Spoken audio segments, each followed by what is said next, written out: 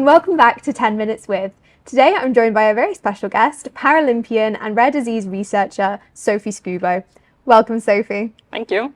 So, as we said at the beginning, you're not only a Paralympian, as if you needed to be anything else, but you're not only a Paralympian, you are currently studying for your PhD. So can you briefly, I know this is a very difficult question, but briefly tell us, and in layman's terms, so we'll understand what your PhD is and why you undertook this this qualification. Yeah, so right now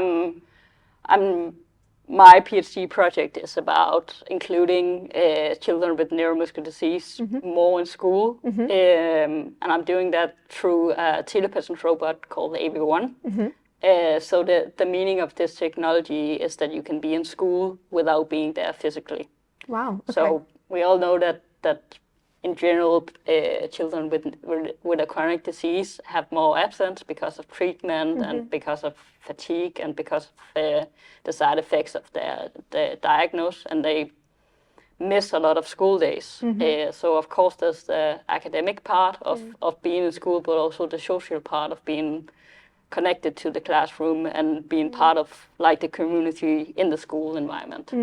I think that's so important. It's something that our community have really fed back as something that the pandemic really proved that so much was possible to be done, in new and innovative ways, be it doctor's appointments that are done online over things like Zoom, or even just doctors consulting each other on Zoom, and that kind of appreciation for actually some of those things that we may in general society see as a hangover from the pandemic are actually really important to make things more accessible to people with a wide variety of disabilities. So it sounds really interesting what you're studying for. It's really interesting, a pretty new area in the research field. So it's not something that's been done a lot, but there's more and more projects focusing on this, about using technology as a good way of going to school.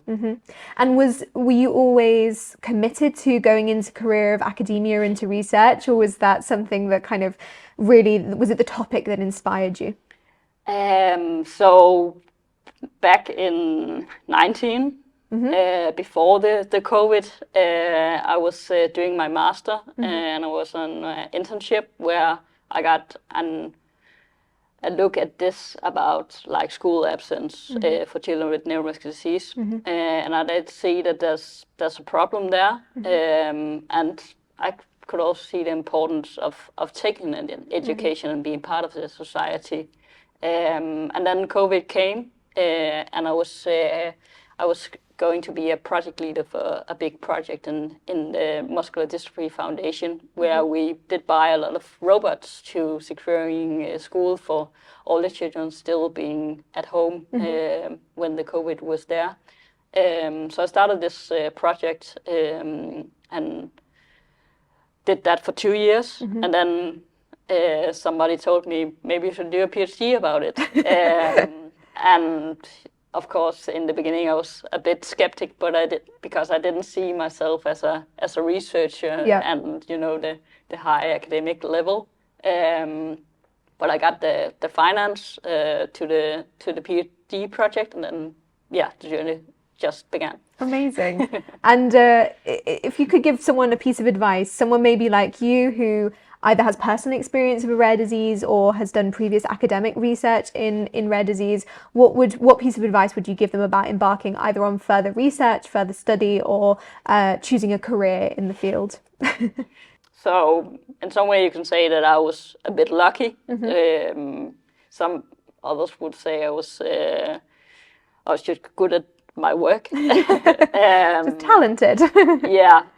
But some doors just open, and I took the shot, and then it just started. So just take the leap would be your advice. In some way. I think that what I could see was that there's not a lot of researchers like focusing on children with chronic illness. So there's a lot of research in, for example, cancer and stuff like that, because it's a big group. So I think that I think that it is important to do research in rare diseases and understand that part too, to like go deep in seeing how is it actually to live with a diagnosis and what is the life meaning for them, but also how to create opportunities to actually have a normal life in some way. To understand that people living with a rare disease are more than just their diagnosis, and you know, they still have passions and interests, and they should be able to participate in them in any way they want to. Yeah, and all the the opportunities we have today with technology, but also access to education.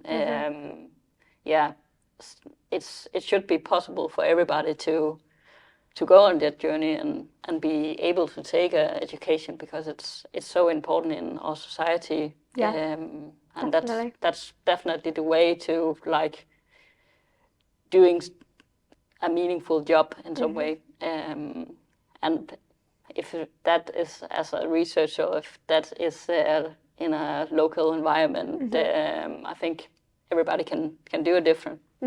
I'm sure so many people at home will agree that you yourself are such an inspiring person, but is there someone that you would say has inspired you in either your sporting or your academic career, or just generally in your life?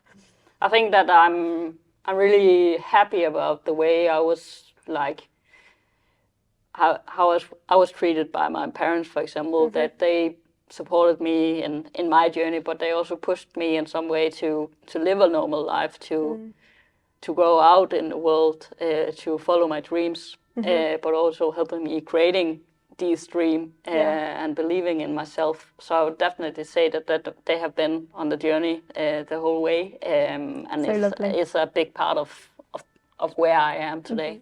That's amazing. Thank you so much, Sofie, for joining us today and for sharing what is really, I'm sure, an inspiring message to so many people. You're welcome. Thank you.